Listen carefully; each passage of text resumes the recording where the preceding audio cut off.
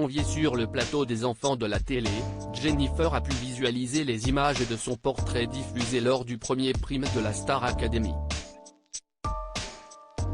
Et une description sexiste dans ce reportage a fait bondir les invités autour de la table.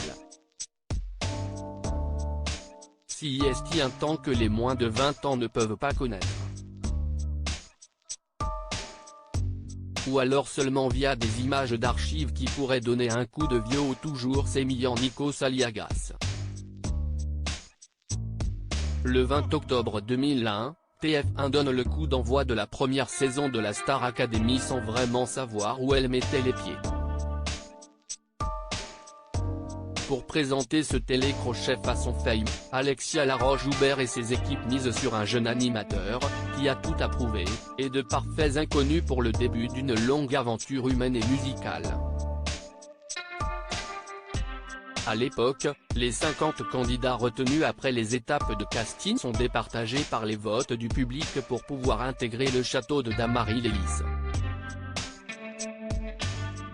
CIST ainsi que Jean-Pascal Lacoste, Mario Baravecchia, Olivia Ruiz ou encore Jennifer Bartoli jouent les cobayes d'une expérience qui va mettre du temps avant de trouver la bonne carburation. Son tour de poitrine indiqué à l'écran les premières semaines s'avère difficile, le public n'adhère pas au concept et l'ancienne directrice parle même de fiasco. Trop de télé-réalité et pas assez de chant, analyse-t-elle, des années après. Invitée des enfants de la télé, Jennifer, terriblement gênée devant l'une de ses casseroles, a vu son portrait de l'époque être rediffusé par Laurent Ruquier. Et un détail du reportage a particulièrement choqué les personnalités conviées autour de la table.